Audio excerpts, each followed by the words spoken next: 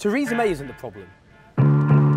The problem is the Tories. I'm not saying that Theresa May isn't a calamitous Prime Minister. Self-evidently she is.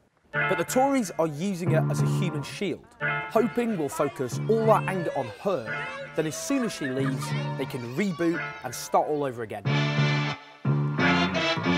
It's the Conservative Party that has spent the last 2 years plunging this country into chaos for partisan advantage. Thank you very much. It's the Conservative Party who've left this country the laughingstock of Europe. Slowly but surely, English is losing importance in Europe. It's the Conservatives who've presided over the longest squeeze in wages since the early 19th century. It's the Conservatives who've slashed public services and failed to build comfortable, affordable and safe housing. It's the Conservatives who've left young people facing a worse lot in life than their parents. To coin a phrase, they're all in it together. Let's think about the possible contenders to take over. No, that's not correct. David Davis, the arch-Thatcherite, hardcore Brexiteer. We have to make a judgment on what is best. David Davis called for the reintroduction of the death penalty. David Davis consistently voted against equal rights for LGBT people. And David Davis helped convince Theresa May to have her catastrophic early election. A man of that poor judgment is now in charge of our Brexit negotiations. This is what really matters to me. What about Amber Rudd? Well, Amber Rudd barely even kept her seat last time, and frankly, she's on course to lose it at the next general election. Amber Rudd, who used to work for JP Morgan, at the heart of the very financial sector that plunged this country into disaster. Amber Rudd, who is director of companies which were based in tax havens. One of the great scandals of our time, of course, is tax avoidance. Amber Rudd, who demagogically called for a directory of foreign workers at Conservative Party conference. Boris Johnson, a man sacked twice, once by his newspaper, once by his party leader, for lying.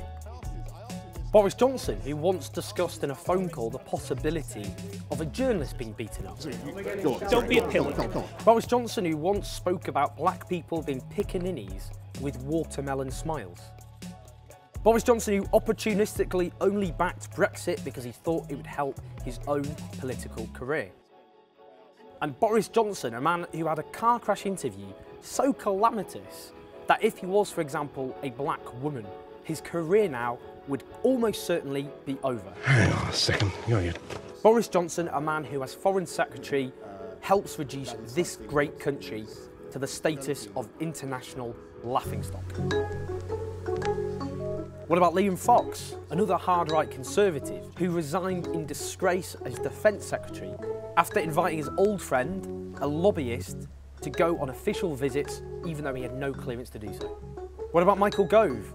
I don't think I even need to add anything else. Michael Gove.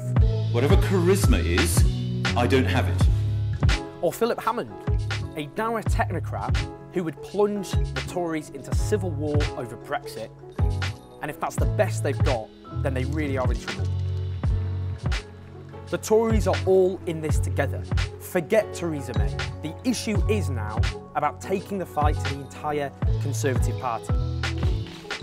They've done this sordid deal with the climate change denying, homophobic, anti-choice sectarian extremists of the DUP.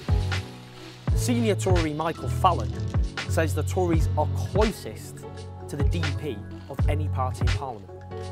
That speaks volumes. So yes, Theresa May has got to go, but the entire Conservative government has to go with her. The problem isn't Theresa, the problem is the Tories. So the coming weeks and the coming months, let's all do our bit to bring the Tories down.